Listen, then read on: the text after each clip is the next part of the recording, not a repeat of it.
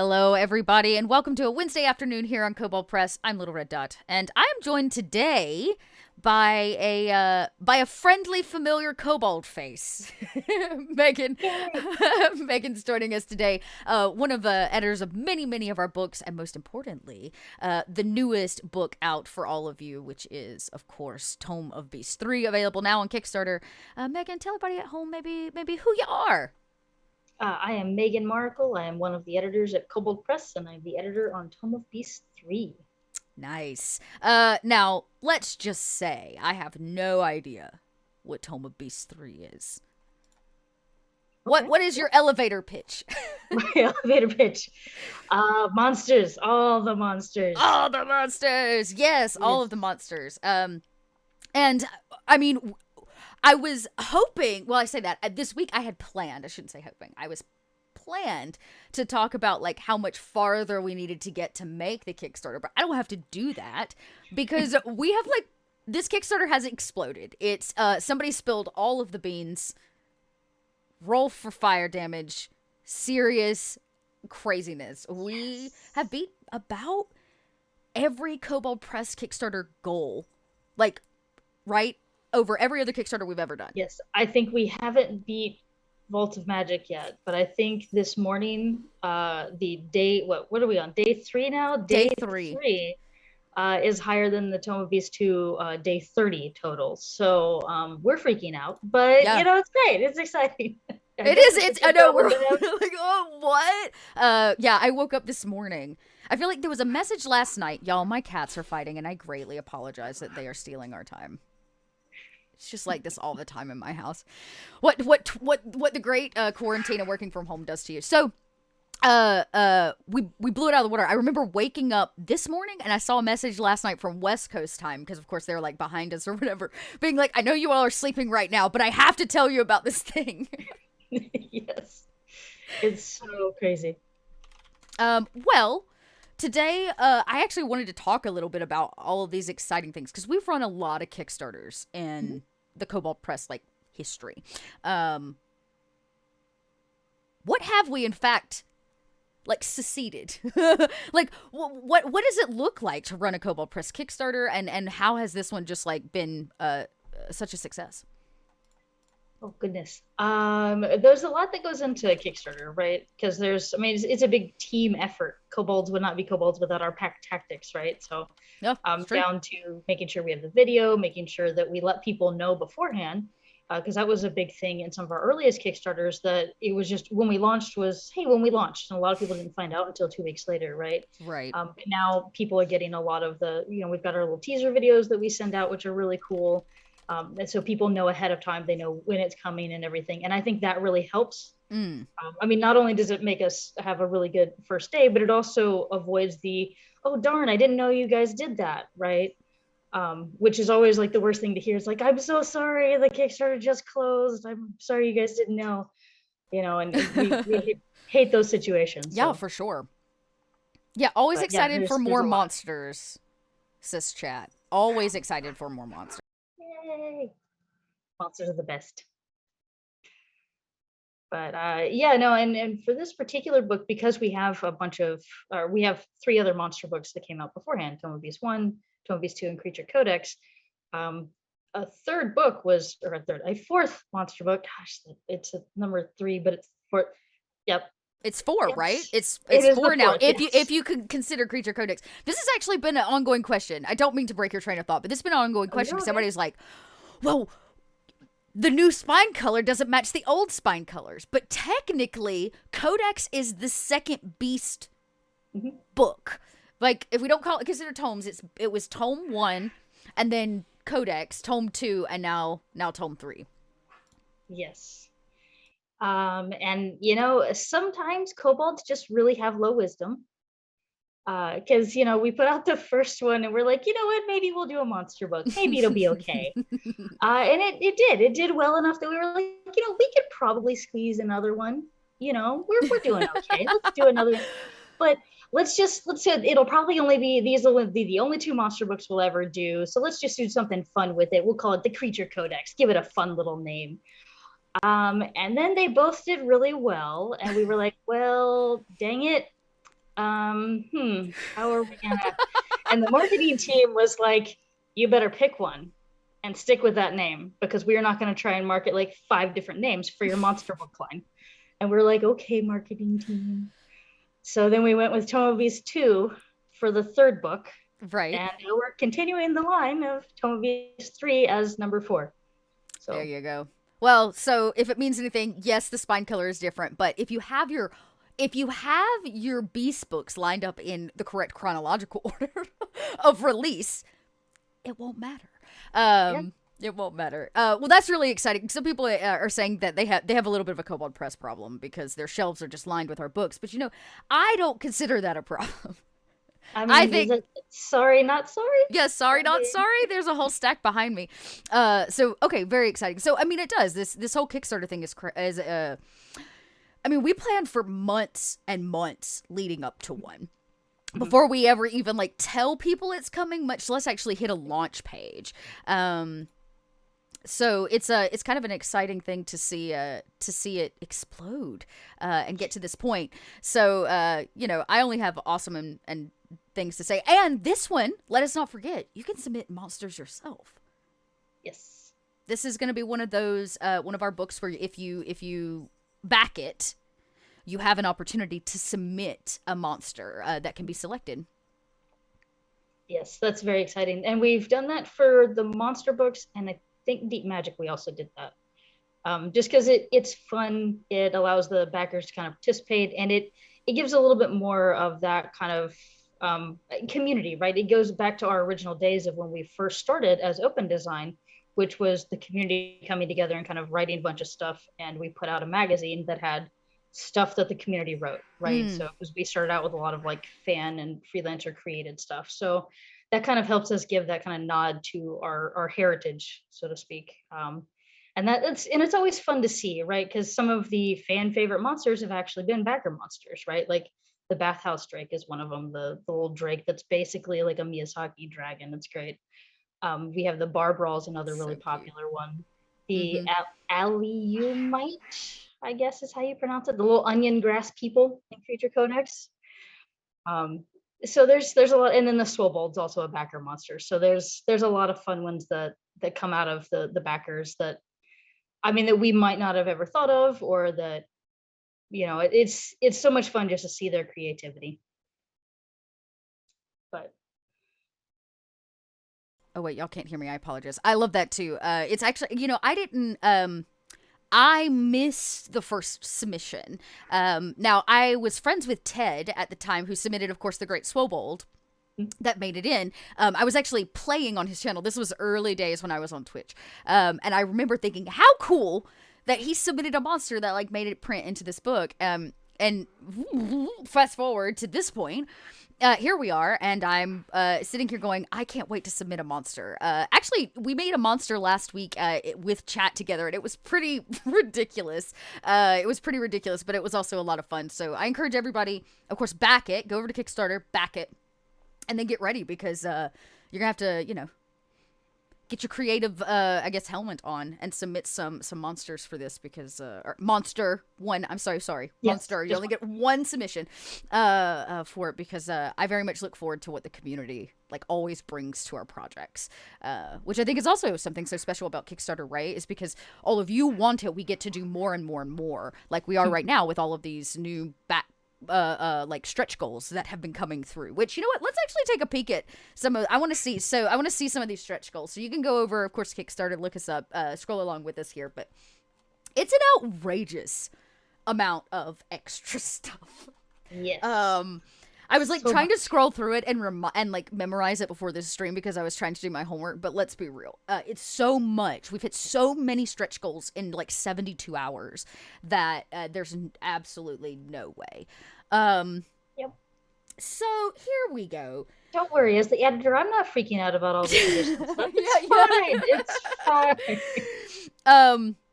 Okay, so when we launched and we made the $50,000 in 20 minutes, we immediately unlock 5 backer monsters. So we can expect 5 of these submitted monsters to just make it in the book, right? Mm-hmm.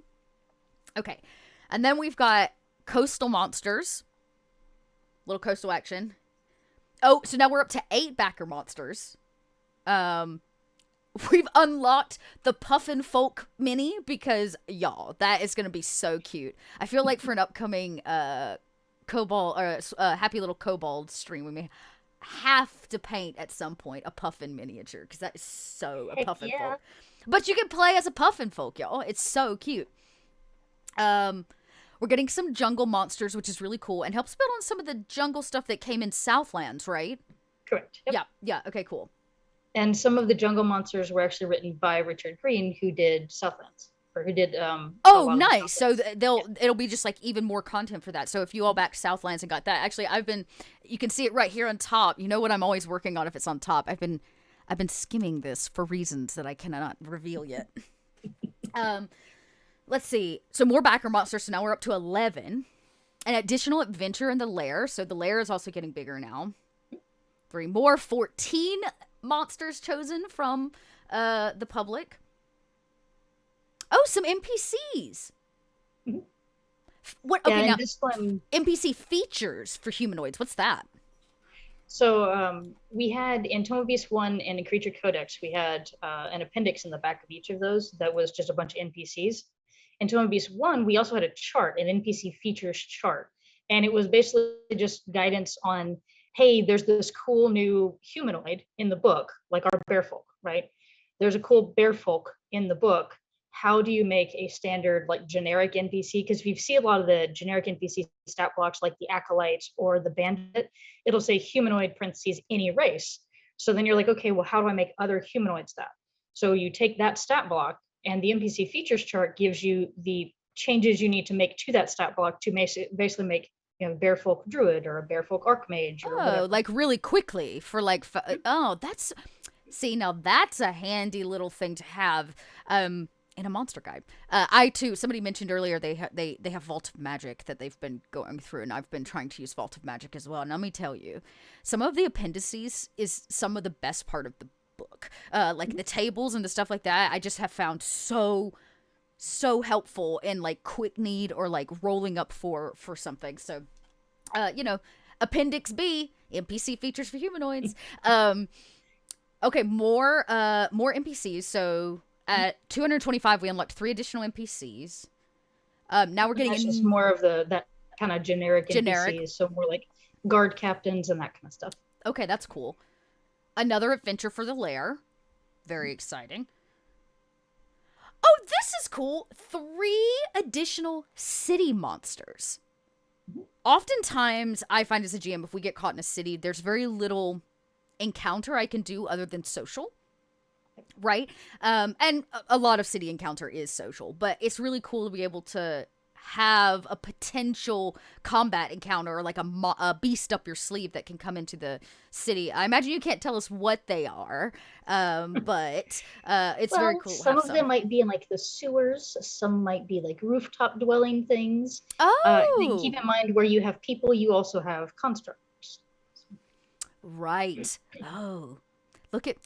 Let me tell y'all, one of the things, Megan, you're so good at hinting to things without actually spilling the bean entirely. It's so perfect because you can say exactly what we're allowed to say without saying too much.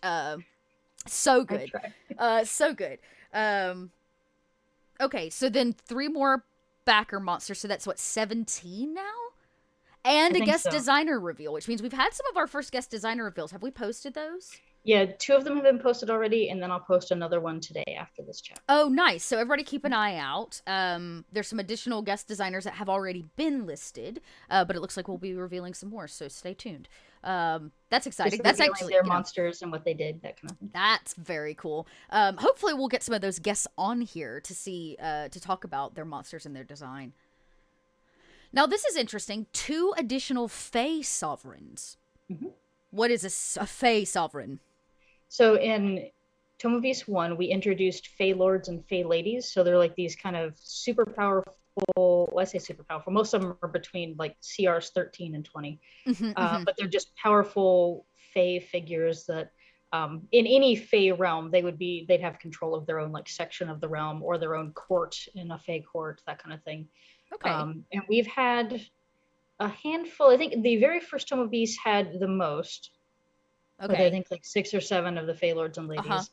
And I think each book since then has had like 1 or 2.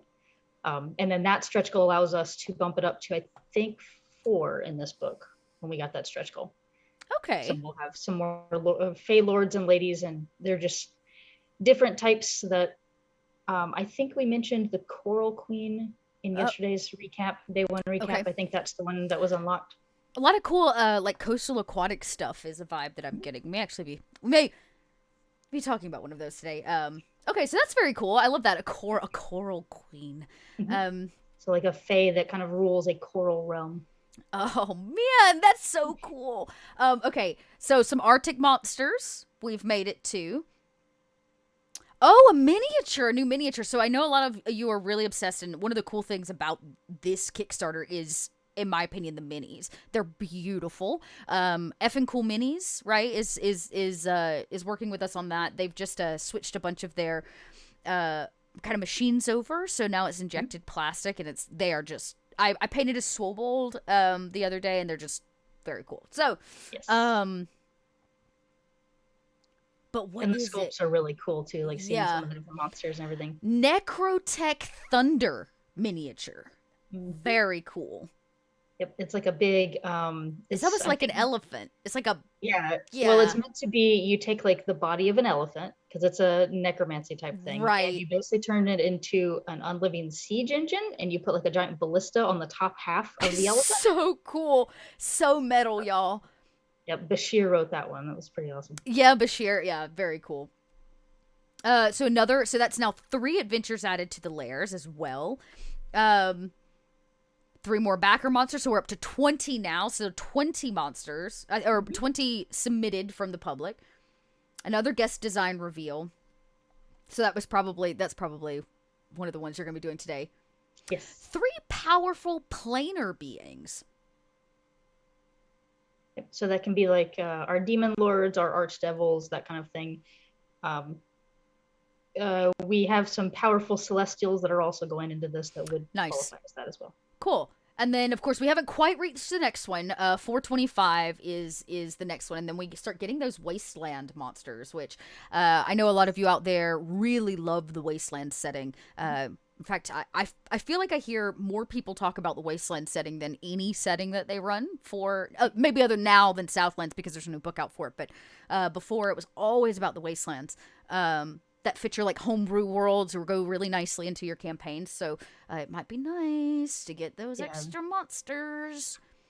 Yeah, magic blasted wastelands are things that they're kind of ubiquitous, right? Like, because there's a lot of different settings that have that kind of mages had a war and they blew up a section of the place and you just can't live there.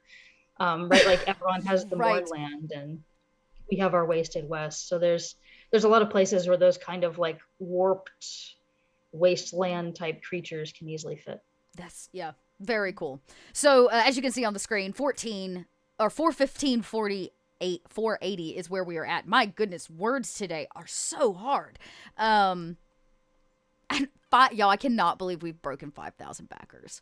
That is nuts. Nuts. On day 3. You know what? That's a lot of people reading updates that I write. That's God, a that's lot scary. of people. No, it's wonderful. You know what? If you are in chat and you have backed the Tome of Beasts 3, give us a sign. Put a T in chat for Tome of Beasts.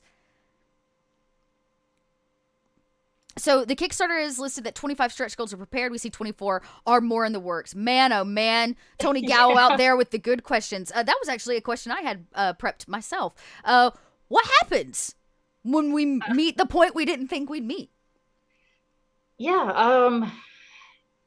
Yeah, so we had prepared 25 on the hope that we would get all 25 by the end. And this is day 3, so I think that might happen. Yeah, at this point, it'll probably be more similar stuff, right? Like just adding more things that we think, because when we first put this book together, we were trying to look for gaps from the other books. Yeah, okay. And I have some fun data on that we can share later. But places that we like, so the coastal is one thing that we only had across all 3 previous monster books, so 1,200 monsters, only 34 of them were coastal.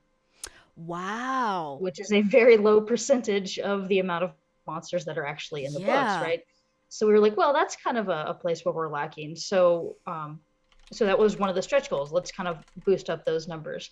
And we ended up like a lot of the stretch goals are that kind of thing. Like, where are we kind of lacking? Where some of the other monster books don't have quite what we would want numbers wise. Yeah. To give, because we want the monster books to be something that anybody can use for any setting, right? And in order to do that, you have to have a nice range of CRs, a nice range of terrains, a nice range of creature types. So we were trying to shore up some of those holes. And I'm assuming that we're going to look through more of where those holes are to kind of fill those as well with some of the stretch goals coming up. And then I'm not allowed to spoil any of the other stretch goals that are not additional monsters. So but they're cool stuff, if I'm allowed to say that much. Yeah, okay. So and for those of you, you know, we're talking about a lot of different products, right? We have so many awesome books. I mean, this is like a minor stack in comparison to the majority of all of you that have been with us for a while. But if you're new to Kobold Press, you know, there are a lot of great places to start. And the Tome of like the Beast books are definitely one of them. They are all available, except for obviously 3, because we're in the midst of making that happen. Right now on our website, you can go to koboldpress.com, hit up the store, and PDFs are available and everything. Hard VTT copies, and now VTT, and a couple people are actually talking about in chat how much they like the new VTT option as part of the Kickstarter. So, you know, for those of you GMs that do a lot online like I do, having it in a VTT is like a no-brainer, because as much as I like to hold a book, I can't also give that to my players through the screen. So VTTs are great, and we now have a lot of VTTs that we are partnering with. So you'll be hard-pressed not to find it available on one of the VTTs.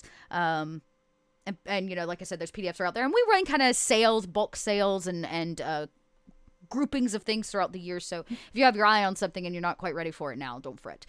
We got you at some point throughout the year, along with, you know, Black Friday sales and all kinds of stuff where you can get your hands on Kobold. Yeah, we do bundles. We work with Humble Bundle occasionally as well. And because the monster books are the more popular ones, if you do pay attention to Humble Bundle, the monster books usually end up on there and stuff occasionally. So so I really like so the Beast books are an easy one, and if you like reference, like if you're just a homebrew GM and you like a lot of reference manuals, what I call reference manuals, the Vault book just hits. So if you just want a book of magic items, book a big old bunch of magic items. And then if you want to expand the spells at your table, Deep Magic is a fantastic book for that, because, you know, what, like 800 or some nonsense number. Yeah, I think it's somewhere 700-800 spells in that one, and then there's almost 1,000 magic items in Vault of Magic. Vault of Magic, it's an outrageous amount of like things that you could reference. So if you're just a GM looking to just broaden the spectrum of what's available to you and your players, these reference guides from Kobold Press are just top notch. That way you don't have to dive too much into somebody else's lore and those kinds of things. Now, if you are wanting to get into the world of Midgard, I could talk forever about Midgard. I love Midgard as a setting. I'm falling in love with it more and more every day, the more I GM like in it. So, you know, the best place to start is the World Book. Let's be real. Like, start with the World Book and see if you like a particular setting, and then see if we have like a Southlands expansion or some stuff from the past that you might be able to build on. But I cannot miss the Prepared series as a great start place for Kobold Press as well. As somebody that does a lot of GMing and a lot of one-shot GMing, prep is sucky. It sucks. And I'm not always great at it. So the Prepared series is just what it sounds like. It's these beautiful, this isn't actually prepared, but it's these beautiful kind of thin copy, sets that have just a collection of one-shots that you can run, and they vary by level. So if you're like, everybody's at level 3 and maybe we're between a campaign, or, you know, I started the actual, what was the one that I ran in? The Middle Sea campaign, the Marauders campaign, came entirely out of the fact that I did a charity one-shot using a prepared series, and it just like it took off from there, and everybody was like, can we just keep going? And I was like, guess I better write a campaign. But it was a great start point, right? Like it's such good fodder, and it has a lot of our monsters and stuff in use in it, and so it's a great way to also dive into Kobold Press. So yeah, we have a lot of books that have a bunch of, like, anything that has layers in the title, that means it's one shots. And then we have like 12 Peculiar Towers is a bunch of one shots that are all like tower themed. So you're like the players are climbing up a tower. Climbing things, yeah. Yeah. And then, gosh, the list goes on and on. We have a whole collection of essay books that are just super duper helpful. Actually, we covered one of them last week, which was the Kobold Guide to Monsters, talking about building monsters and best practices. There's like a slew of those. Really, really great. And then, I don't know if I was to, like, do another category. Then, of course, we've, like I said, Midgard campaigns, setting books, like, the whole Midgard specific set. But those can be really, really helpful. And then you got your grimoires. Your grimoires. We did a talk on Grimoire 3. Yes. 2 or 3 weeks ago with some of the writers, and talked about, like, what of theirs had ended up in it. Gosh, make sure I'm not losing time. It's just January, Megan. It's just January. It's almost February. Oy vey. Okay. But yeah, we did a talk on the Grimoires, which is really just another kind of choice collection of some of our smaller bits and pieces that go out throughout the year through our Patreon via the Warlock series. So lots of good places to start. And, you can always ask. Hit that social media, go out there, ping Victoria. She'll hate me for saying this. Ping Victoria and be like, I don't know where to start. Or I'm looking for this thing. Where do I find it, Kobold Press? I bet you Victoria would be more than happy to help you out. We also have the Discord and the fan Facebook group, and both of those are really good places if you're... Y'all, I mean, I don't know everything. If you think I haven't hit that Discord a few times, be like, where do I find blankety blank blank? And somebody out there who knows the lore and all of our content a heck of a lot better than I did was like, oh, this is what you're looking for. So, good to know. Yeah, but it's a really great community. I love it. It is. It's really awesome. And obviously it's that community that has gotten... full circle this book to where it is. Link to the Discord. You know what, I need to figure that out. I don't know that I have permissions to make a link to that Discord. Well, the midgardadventures.org, I believe, or .com maybe. If there's Midgard Adventures is a tour company in like Scandinavia, but there's also Midgard Adventures, our group. They do a organized play. But if you go to their website, they should have the direct link to the Discord. Let me see what I can't wrangle up for us. Because that's probably a good question. You're right, it is an Icelandic travel agency. Yes. So you have to scroll down to the Midgard Okay, so it's Midgard Adventures Organized Play Dungeons and Dragons. Here we go. I'm going to link everybody in chat. That way you can go check it out, because, if you're wanting to, sometimes the best way to learn about a setting or to get more involved in the Kobold Press stuff is to play. And we're lucky enough to just have an organized play put together by our dear Victoria. So if some of you want to get into some organized play, we've got that for you. And yeah, the new organized play, so we're doing the once-a-month organized play that Victoria is organizing. That's the Kobold Chronicles. And then the Midgard Adventures group, if you're still wanting to play Midgard, and you want games between those once-a-month slots, then you can definitely hit up the Midgard Adventures people. But either way, the Discord's full of a bunch of fans. There's also a lot of our freelancers that hang out in it. They're willing to answer questions, and they're pretty active on it, which is really nice. And then I'm occasionally watching it, but there are a lot of channels and a lot of activities, so I can't see all of it, but I do try and answer questions when I can. So nice. Very nice. And I found links. I did things. They're in chat for you. I'll make that a perma Discord link here in just a second, so that I can link people when they ask for it, because that's not actually the first time that people have wanted to join the community. So, well, very cool. Now, I know why you're all here.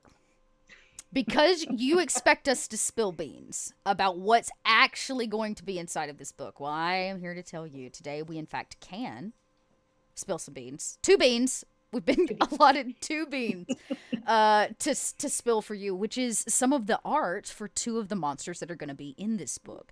So Megan's going to... 2 beans is all that we get to spill. Yes. Only 2. Only 2. Yeah, hold out your bean bowl, y'all, and make sure it's empty because we got 2 beans. So we're gonna actually take a peek. We're gonna reveal some of this artwork, some of which is like fresh sketch, basically, with some color on it. But Megan's gonna tell us a little bit about these creatures and what's kind of cool about them because honestly, I know nothing. I'm just here to switch between images. So let's see. I've got 2. Which one do you want to start with? Whichever one you want to start with. I'm Alphabetical order says we do. Yeah. Okay. Yeah. Alphabetical order says we do the celestial, right? No. Is it a celestial? It's a celestial. Well, there it is on this screen. Angel. Perfect. It is an angel. Okay. Perfect. Mm-hmm. All right. That is our. Okay, I'm probably going to butcher this word. It's okay. I know no how to worries. spell things and write things. Saying them is definitely not my forte. So pelagic diva. Yeah. It is a type of angel. They are sent to the material plane to protect the good and righteous from threats posed by malicious marine creatures, such as scheming aboleths, greedy dragon turtles, and uncaring krakens. Oh, not the greedy dragon turtles. Yep. Interesting. They're actually known for being pleasant and very talkative, but they fall silent or take on a grim expression only when they encounter creatures that revel in the suffering of others. Oh. So they're normally pretty friendly. And for some cool abilities they can do, they can create a dead zone of oxygen-free water around them. So potentially like suffocating water-breathing creatures around them that decide to That's incredible. They can suffocate creatures with gills. Yes. That is cheeky. And they can also transform willing creatures into sea creatures. So if you're a human that's like drowning, they can suddenly turn you into like an octopus or something so that you can survive to get back to shore. That's cool. It's like that level in Kingdom Hearts where you go into like you're playing through the aerial level and everybody turns into like partial sea critter. Like Donald Duck turns into part turtle. I officially now nobody turns 100%. It's just like your head is definitely still humanoid, and then you get the body of whatever sea creature. Yeah, that's a very cool, and you're right, that would be a neat celestial warlock patron. What a cool, warlocks sometimes get the gyp, so having cool celestials around, nice touch. Yes, it's a fun one, and that one was designed by Kelly Pollock. So nice. She has a handful of angels in this book. She's also the genius human behind the Ogre-pede. So she has a wide range. Wide range. Oh, bless. Yeah, the Ogre-pede is, in fact, one of the most sought beasts used at tables, y'all, because of just, well, for every reason you can expect. Yes, love it. Yes, exactly. You mean nightmare fuel? Yes, that's exactly what we mean. Yeah. Yep. So just think about that. The lady who wrote this wonderful angel, she also wrote the cute little dragonette that was in Tome of Beasts too. And she wrote the Ogre-pede. So it's great. Very diverse writer. Yeah, right? And man, just look at that art, y'all. So beautiful. I love all the like coral on it and stuff. Me too. It's almost like it's like part seahorse. Like the lower half feels very seahorsey with its like its frills or whatever. I am so here for this. I need y'all to know. I just like that it doesn't look like traditional angel. Yeah, no, not at all. Right. Like not at all. Who did the art for this one? Do you know? I am not sure of the It looks like it's got a tag at the bottom. It does, and I'm not sure which artist. It's too small for my poor old eyes to see it. Hang on, y'all. Let me pull it up bigger. Yeah, I'm not sure. Yeah, I don't know. Unfortunately, I don't know a lot of the artist names, which sucks, but I'm also not the art director, so. That's true. Hang on, wait. I've seen this. This tag is often. No, I can't make out who it is. Man, that's so beautiful. Man, it's even more beautiful big. Okay, very, very cool. Well. Also, we'll have a full list of all of the artists, of course, in the front of the book, which I think you can actually take a peek. We gave a sneak preview of the title page, didn't we? On the preview include yes, there's the preview a little bit PDF of a title page there, but it's the title page for the preview PDF. So the artists in there. I think one of the pieces of art in there has that little symbol, so that might be one of the people listed in it. So you might be able to get at least a sneak preview of some of the artists. Probably more to come before there's a final print, but sneak preview nonetheless if you're interested in seeing who some of the lineup might be. We are going to take questions, of course, as we continue to go through our Dear Monsters here. So if y'all have questions in chat, if we can answer them, we might. I'm just kidding. We will. I promise. We might. Yeah. Yeah, okay, cool. Yeah, you're right. I love the art in the last 2 tomes. Love having options that my players have no clue of what they're looking at. Yeah, it's really nice to surprise them with some stuff. I've quite enjoyed that myself, like breaking a few of the beasts out. So it is a nice touch. So we've got this Celestial. Lots of cool opportunity for this, no doubt, especially for people running any kind of coastal or water-based campaign. A lot of options there. But we chose our second bean. Hold your bowls out. Our second bean is way different than this. It's like the total foil opposite end of the spectrum. What have we got as our second one? Our second one. Boop. There it is. Man, that's such... And this is basically sketch art with color, right? So this is actually still in the works, but literally fresh off the digital page. And what is this guy called? A lot of sketches. This is the wraith, so also somewhat water related. And it just heads up, not everything in the book is coastal. Those just happen to be the 2 beans we're spilling today. It's true. The 2 beans today are coastal. That's it. But this is the wraith. The designer is Eitan Bernstein. And the wraith, they were humanoids that died when they were swept into the sea by the tide. Or were drowned by people that they thought were friends. And that's they horrible. Yeah, I know, right? They haunt the beaches where they died, and they lurk in wrack piles. And a wrack pile on a beach is like all of the bits of seaweed, bits of shells, and just kind of the trash. Like seawood and stuff that rolls up. Yeah, it's like the debris, right? Sea debris. Right. And they inhabit those, and they're kind of bound to those. So they're kind of bound to a beach and bound to the crap that rolls up on the beach, right? That is so metal. Basically, their dumped bodies wash up with all of the sea trash, and they just become these are they undead? Yes. They are a wraith, so they don't have their own body anymore. They animate this trash, and that's how they attack. And their attacks involve either physically choking somebody or filling someone's lungs with water. Basically causing others to experience the drowning that they experienced. So I feel now I have a pirate problem. It's a problem. Like all the campaigns I want to run are on the sea. I just want to run a ghost story, like a misty sea ghost story, with these. Oh man, that's so weird. Can you imagine they walk up on the beach, do. Oh yeah, there's nothing here but sea trash. Come on. Come on. I live for that. I live for it. Well, very, very cool. And do we have our artist on this one? It's signed too, but I can't quite read it. That one, I don't know. Yeah, it's kind of scribbled on, so I'm not really sure who the artist is on that one. I don't know. Since it is just the color rough that they got. The color rough, yeah. Man, that's so super duper cool. Well, that's 2 of the many beasts that will be in this book.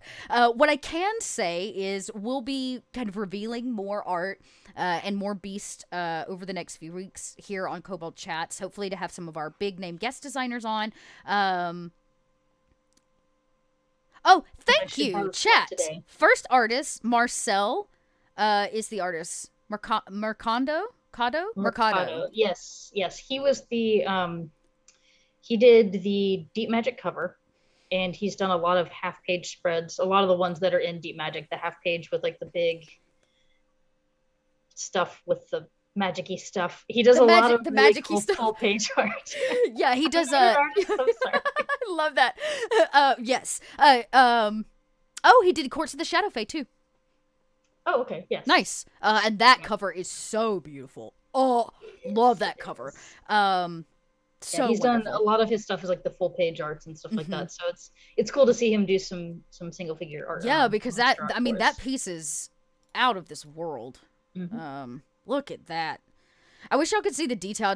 All I know to do is make it full screen, which, you know what? I can do that. So I don't know if y'all can see the detail at home, but the coral that Megan was talking about, like inlaid into the skull, is unbelievable. Let me see if I can make this Really big. cool. I can make this big. I can make this bigger. Cover our faces. Who needs? Yeah, who needs them? Yeah, that is Yeah, just it's awesome art. yeah, it's so beautiful. I'm gonna make it half the page because I'm extra. Boom. Yeah, you can kind of see it's almost, you know how coral kind of looks like brain. Yeah. Yeah, very very cool. Really neat. Oh man. So cool. I love it. And it's like an octopi on the body too. Like, right. come on, Yeah, come it on. really, my favorite part is really just how not, like, you would not look at that and think angel, but it's an angel. I mean, It's it's a sea angel. Yes. Yeah, it's a sea angel. Very cool. We are wrapping up for the day, everybody. So if you've got more questions, like I said, if we can reveal them about the Kickstarter, we will. But you know, Megan is also one of our main editors. Megan's done a lot for Kobold Press, including more than just this tome. So, you know, a great opportunity to ask questions, like, I don't know, questions about monster building, since you're all going to be submitting a monster because you've backed the Kickstarter. Yeah. Hooray. Yeah, yeah, hooray for Megan. So ask away. Let's get those questions in. And if we can answer them, you know, we can. Yeah. And while we're waiting for those questions, I have some fun data if you want. Oh, love data. Yes. It's just fun little tidbits. So when Thomas and I were putting together Tome of Beasts 3, and Thomas is our editorial director, for those that don't know. When we were putting together Tome of Beasts 3, we were looking at all of the other monster books and seeing, like, where, you know, how many did we have, how many Fae did we have, right? How many undead, and then also how many coastal monsters, how many forest monsters, and that kind of thing. And across all 3 books, so for those that are familiar with Creature Codex, there's a big section in G's that says giant, and it's 7 giants. You're like, wow, that's a lot of giants in this book. And there's also in that same book, there's a section of oozes. So it's like ooze, comma, then the name, and it's 8 oozes, and it's a big section. And we're like, wow, we did a lot of giants and oozes. And then you go through and you look at the numbers, and no, those were actually our 2 lowest creature types out of all 3 books. Yeah, they ended up across all 3 books, we had 29 oozes and 31 giants. And that's okay. Out of 1,200 monsters. Wow. Yeah, that's a small sliver of the pie. I wish I had a really quick way to do a pie chart for us. Right. We put all kinds of, like, charts and stuff together as we were analyzing all this. Now, we did not want Tome of Beasts 3 to be the giant and ooze book, so obviously we bumped up those numbers, but we did not make all 400 monsters giants and oozes, because that would be really weird.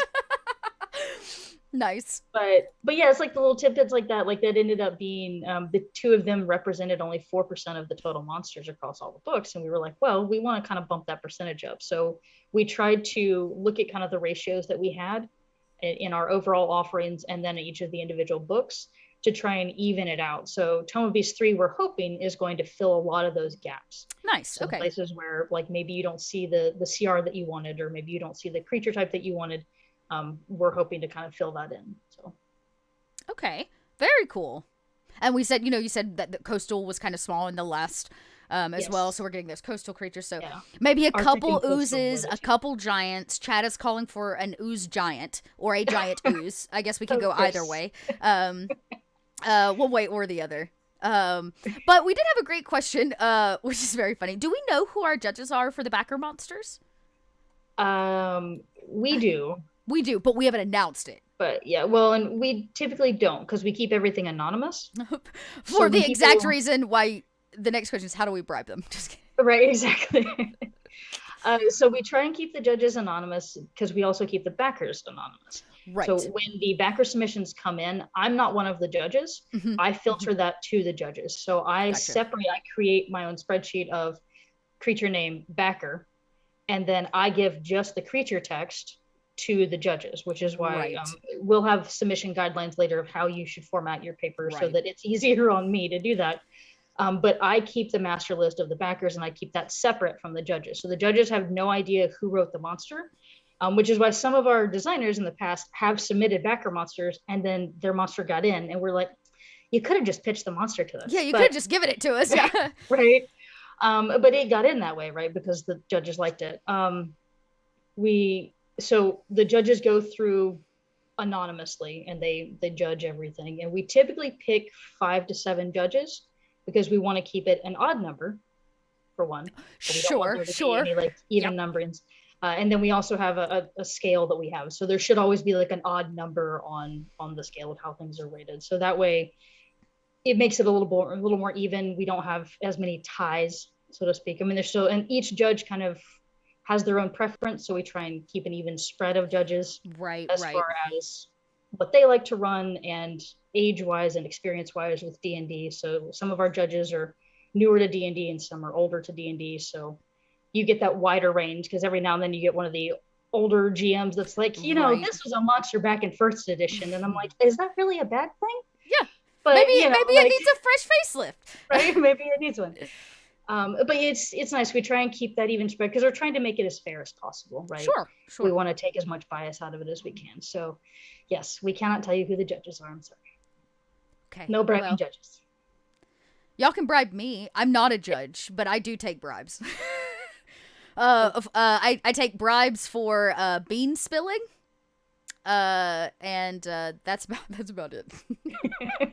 That's all I got, y'all. All I got are beans. Very cool. Yeah, I see the next book, Monster Makeover, Kobold Edition. I'd like for the whole thing to read like a magazine, like a beauty magazine, please. Yep.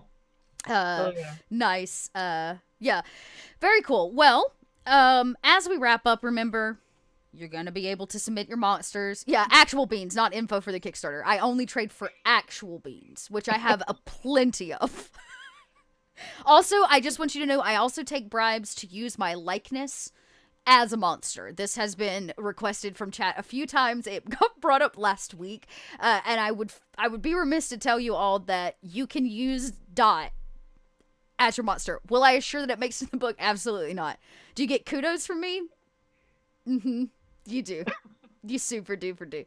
And double gold star to anybody that just submits a red dot monster.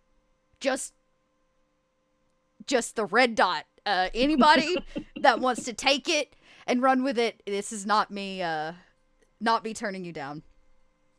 Oh, some questions. So after Tome of Beasts 3 comes out, is there any chance of a searchable, filterable, sortable chart with the names, types, and environments in which page, in which book to find each monster? Oh, so like its own like reference for like a small database. A small database. Yeah, that's actually a really great idea. I know that some of our fans have put stuff like that together and posted it as files on our Facebook page before, on the fan Facebook, Kobold Press and Midgard.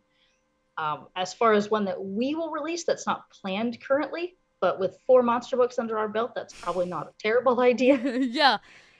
A lot of it just comes down to, the manpower required for it, and then what format would we do it, right? There's a lot of different ways that we could do that. That's very cool. Do we have a plan for that? No. Have you seeded a possible plan? Maybe. Quite maybe. I don't have Tome of Beasts 1 or 2 and was wondering if there's a system in place or if a monster submission is too close to one that's already part of another book. That's a great question. How maybe do we avoid accidentally even bringing about another monster? Well, we do have a lot of our designers are very much into folklore, but a lot of their folklore, they do try and pull from across the world, but several of our designers do focus a little bit more on European and Eastern European and Mediterranean folklore.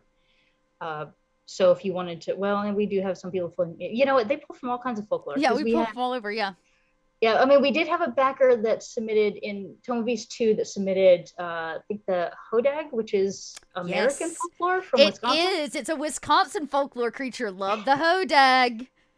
So, so you could look at like some really obscure kind of unique folklore, because that's one that I believe a lot of our judges do like, because just folklore monsters are fun in general. Yeah. But also try and find something that feels a niche, right? Because one of the things, like the Bar Brawl from Creature Codex, Benjamin Eastman wrote that, and he has been working with us ever since. He submitted it as a backer monster. and judges really liked it, and he's moved on to continue doing stuff. He's got, I think, like 20 or so monsters, 20, 30 monsters in Tome of Beasts 3.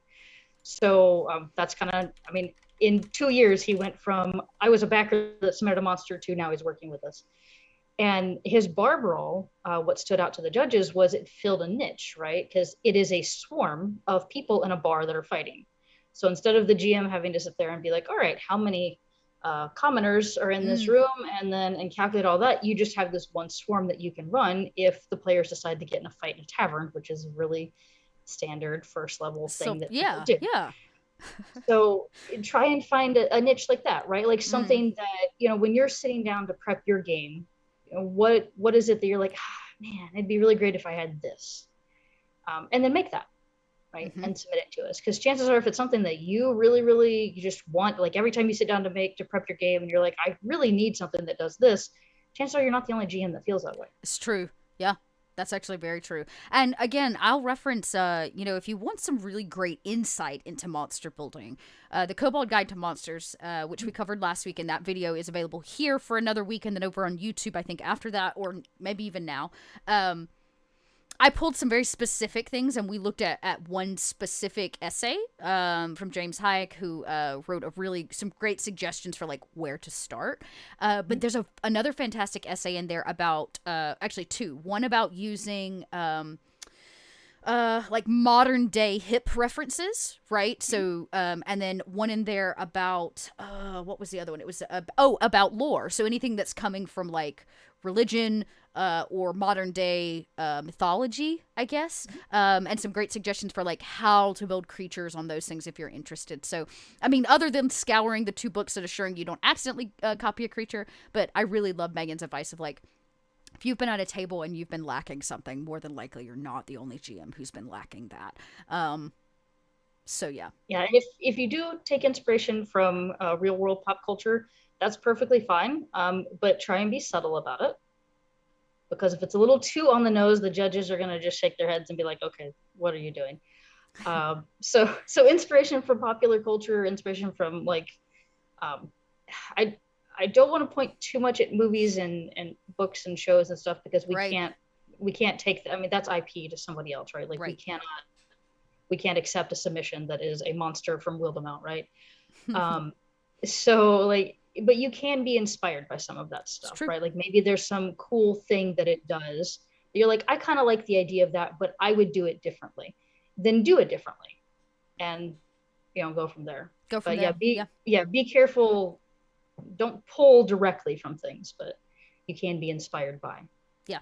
I've had an idea inspired by one of my favorite bands, and I can't decide if I want to submit that or something else, but it does have to do with dancing bears. We've talked about dancing bears a lot while I've been on this channel. Nothing wrong with dancing bears. Nothing, yeah. So avoid dancing bears, because I'm submitting it. Actually, that's not true. I have no idea. Yeah, I have a lot of different ideas, most of which are absolutely weird and bizarre, and I imagine any anonymous judges go, who the hell submitted this? But maybe they'll stop long enough to just acknowledge how weird it is.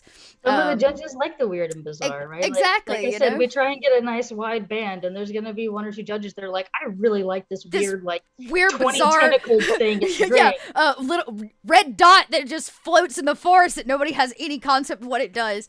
Yeah. Yep. Very, very nice.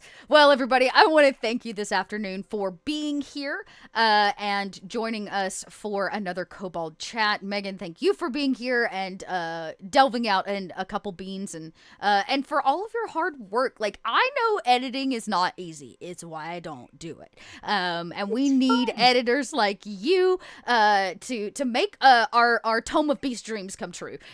So I'm always so excited to have you come talk and share a little behind the scenes about it. And for all of you, you've probably seen on screen as the counter has been growing, we have continued to get more backers and more supporters. So if you've not backed Tome of Beast, there is a link to the Kickstarter, Tome of Beast 3. I love this, full throttle. You can get your backing in now. Of course, the more backs that we have, the more opportunity we have to hit stretch goals, which means more content, more minis, more backer submissions, all of the above. So don't miss out on your chance. I believe we still have about 28 days to go. So time is not of the essence yet, but definitely helps us plan the earlier we get more backers in. So, yeah. And of course, the last thing you want is to wait till the end and not have enough time to submit a monster. Yeah. So that's don't what do that. we posted. Was it yesterday or Monday? We posted the guidance on designing your monster. So definitely start now. It's out. To give it's out. Yourself plenty of time to work on it. That's great. So go get it. Start thinking about it. Start working on it, and we'll have some more fun design things to kind of talk about that while you're here on the channel. And you know what? Just for because it's prepped. And just for the fun of it, as we end today, I'm going to leave you with a little 10-minute voice recording of me reading through that essay that we spoke about last week from James Hayek. It's got some great info in it, and then you can head over to the store if you want to get your hands on the rest of the book with the rest of the essays from all of these people, these leaders in the industry who design monsters. You can always come back here every Wednesday at this time, same Kobold time, same Kobold channel for another Kobold Chats, where we will be breaking open something Kobold Press. I even joked with Megan, I was like, even if we have nothing left on this channel, I will dress up as a monster and do a silly dance. Like, there will always be content every Wednesday, noon Pacific, 3 Eastern, right here on Kobold Press. And we have a few other exciting things that I can announce coming to our channel. So right now we are running Empire of the Ghouls. So anybody that is looking for a dark setting with a little bit of Dracul and blood, sorcery and magic and, I don't know, lustiness.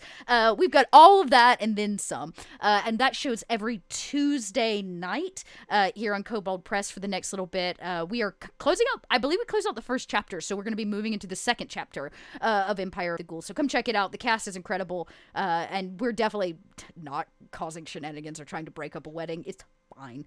It's totally fine. And we've got some more content coming your way. We can officially announce starting in the month of February, on Monday evenings, we're going to be running a really short series, little 4-week, called Prepared Yourself, where I'll be breaking open some of the Prepared series with faces that you know and love from the channel as we run some one-shots and just look at some beasts in action while Tome of Beasts 3 is, of course, running on Kickstarter.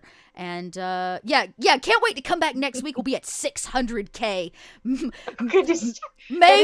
May your dreams come reality, Tony Gowell. May your dreams become reality. And there's always many ways to continue to interact with Kobold Press. Hit us up on social media. Go join that Discord we posted earlier.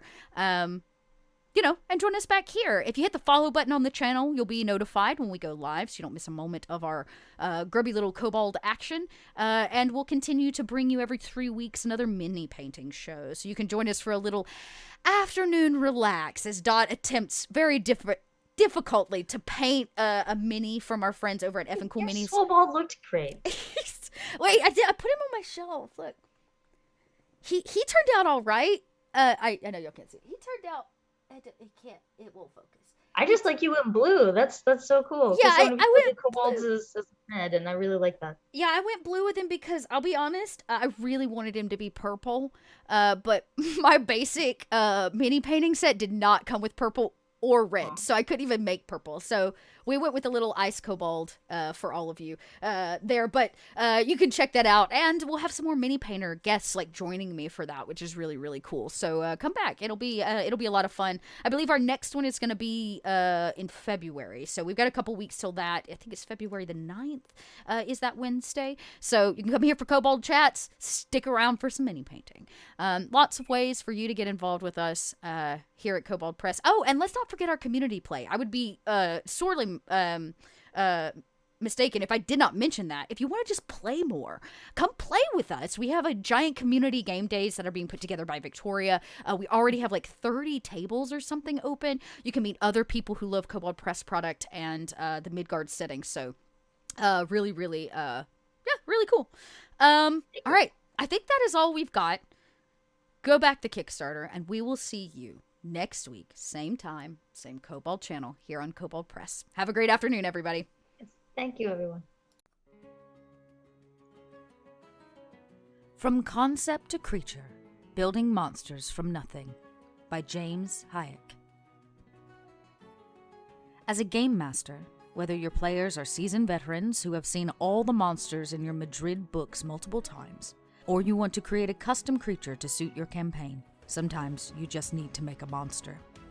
Sometimes inspiration strikes and a monster idea emerges fully formed from your head, like Athena from Zeus's skull.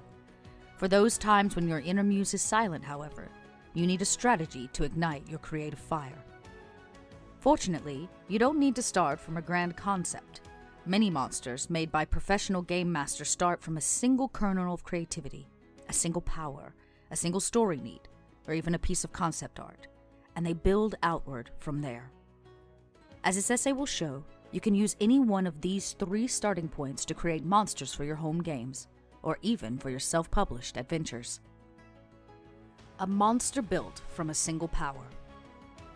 Some monsters are built around a gameplay function, and everything else about them blossoms out of that mechanical seed. Many classic video game monsters are made this way, with everything from their aesthetic to their behavior reflecting that one power, or weakness, that sits at their core. The iconic Goomba from Super Mario Bros. Is an angry little mushroom with a big ol' head that's practically screaming to be jumped on. Monsters built from a power are often conceptually simple, but rapidly understood by players. This makes them a great starting point for a new monster designer. Do you have a single power you'd like to design a monster around right now? If you don't, start by thinking of other monsters you've seen in fantasy or science fiction. Make a list of 5 to 10 powers off the top of your head, and choose one or more that you really like. Here's a list of 10 iconic powers to inspire you, but don't feel limited by the list. The possibilities are endless. Flight, laser beams, or magic beams. A body made of fire, shape-shifting, size-shifting, teleportation, incredible speed, supernaturally tough, ally summoning, dimension shifting. Once you have a power in mind, you may be wondering how to represent it in terms of game mechanics. This process is different in every game, but it's simplest to look for an existing monster in your game's monster book with a similar power, and then borrow the way that that power works. You might decide you want to tweak some of the numbers to suit your monster's specific use, but save filling in all the numbers until you have a solid understanding of the creature's traits and powers. Now that you have a power in mind, and a loose set of mechanics to represent that power, you can start building outward. Let's use laser beams as an example in the 5th edition of the world's oldest role-playing game. You want your creature to fire magic beams, so you decide to represent that as a ranged spell attack that has a +5 bonus to hit and deals 14 or 4d6 radiant damage. Next, consider, what purpose does this creature serve in your combat encounter? If you've created a creature that shoots magic laser beams, it's probably a monster that wants to fight. On the other hand, choosing an ability like shapeshifting should get you to consider the social applications of this creature instead. It's always a good idea to follow the path of least resistance in your mind. You may be drawn to design game mechanics next, or you may think of your monster's story applications, or you may think of the appearance of the monster. If you follow one path and hit a brick wall, don't beat your head against it. Take a step back and try going down another path and following your imagination. For example, maybe you want your laser beam creature to be flighty and hard to catch. What about a bat-like body that's small and nimble, so it must be capable of flying 30 feet per round? But how does it shoot laser beams? It could have laser vision, like a comic book superhero, which inspires the look of a baseball-sized eyeball with bat wings, and it can shoot lasers out of its eye. This is shaping up to be somewhat of a cartoonish monster, so maybe you can ground it in reality by figuring out its place in its fantastical ecosystem. How does each creature survive? Maybe it's not a predator, but it actually peacefully siphons magical energy from ley lines to feed, and it can extend that magic to blast away predators. Its one big eye suggests it has great vision, so perhaps it can see invisible creatures, which means maybe its predators can turn invisible at will. Keep spiraling outward from your starting point. Each category, mechanics, story, and appearance, informs the other. If you keep an open mind, each breakthrough in one category will ripple outward into the others. A beast carved from a single story. Some game masters are more easily inspired by their campaign stories than their game's mechanics. This is most common among game masters who aren't deeply invested in the minute of a system they're using. They could tell their story in any RPG system, for instance, and their whole group is just already familiar with that one that they're using now. So story trumps over mechanics for them. A game master like this needs a monster whose mechanics fits the story they have in mind. What story do you want to tell in your next session? Perhaps your plot is as follows. A prince of the realm has been killed, and his lover is secretly a shape-shifting assassin who spirited away the prince's real paramour and has been posing as her for the past few years.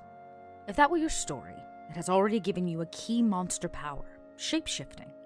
If you wanted, you could return to the previous example of power first design and work out from there. However, if you're more interested in story than mechanical design, it's perfectly reasonable to avoid building a creature from the ground up.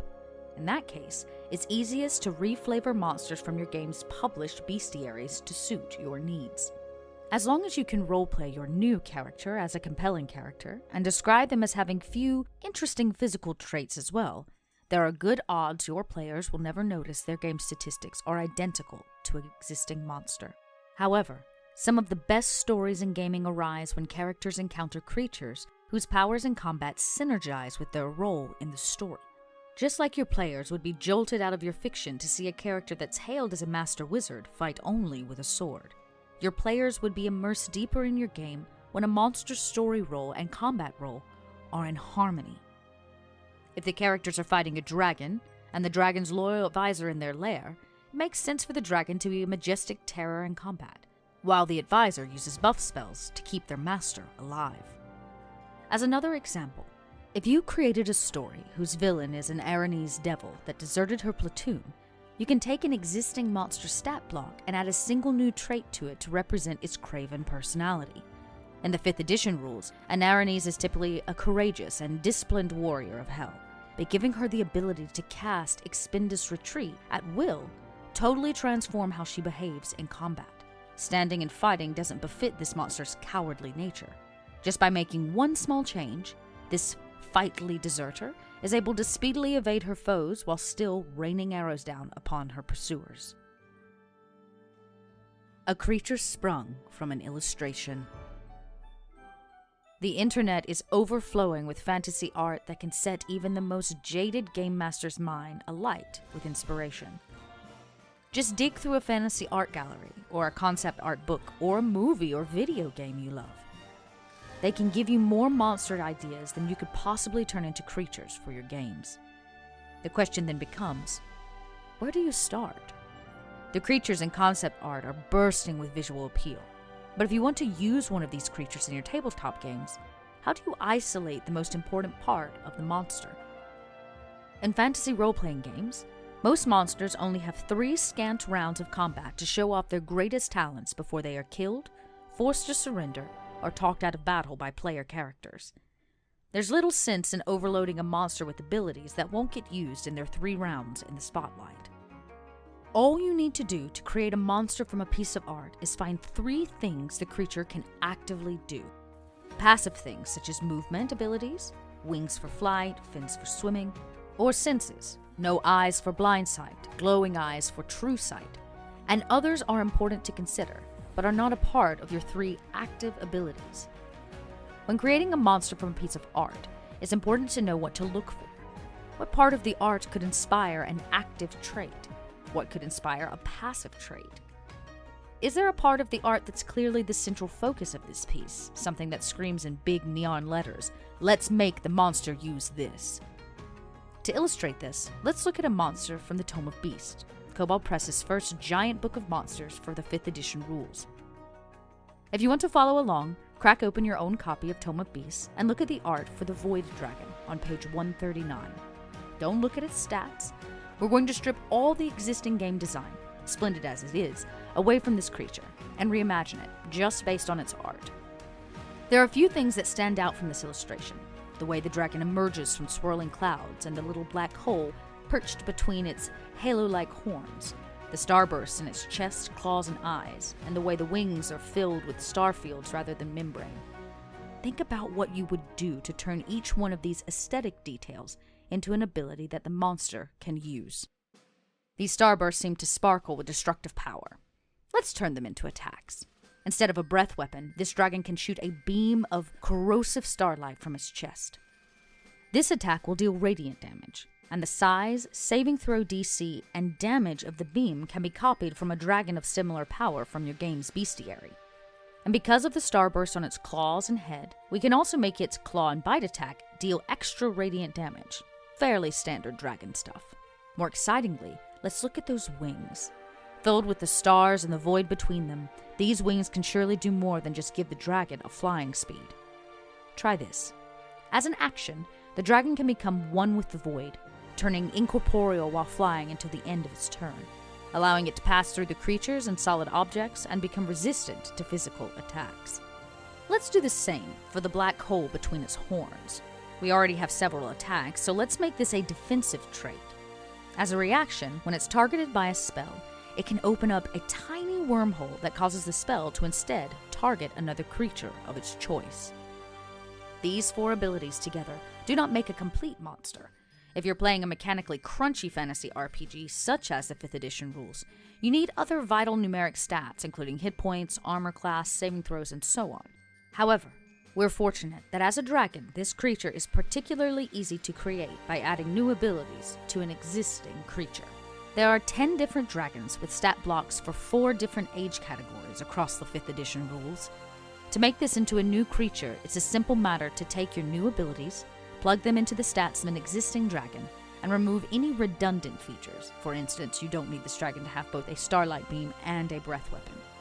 Of course, if you're designing this monster for publication, you should build that creature's stats from the ground up instead of just copying them. But this method works perfectly for creatures you'll use in your home game. In conclusion, so after all of this, you've created a monster. Set it aside for a day and give it time to breathe, then return to it and appraise it with fresh eyes. Do you like it? If it's good, then congratulations! You have a monster that you can use in your game with pride. Your players may forget it the moment the game ends, or remember it for years to come, but no matter what they think, you have created something you can iterate on for the future. And if it wasn't so great after all, throw it out. Maybe you realize it stunk when you returned to it, or maybe you only realized once you tried to use it in-game. Either way, it's the easiest thing in the world to throw it out and start again from a new seed. There are countless story ideas, innumerable monster powers, and more pieces of concept art than any one human can possibly see in their lifetime. Hunt down a new spark of inspiration and begin again. And this time, build a monster that's more fun, more fascinating, and more inventive than the last. This essay was written by James Hayek for the Kobold Guide to Monsters. James Hayek is an RPG designer with a focus on storytelling and narrative design, particularly for Dungeons & Dragons. His work has been published by Wizards of the Coast, Kobold Press, D&D Beyond, Critical Role, and many more. He is the senior game designer for Ghostfire Gaming, where he is transferring from his brain to the page the most imaginative 5th edition stories and settings he can think of.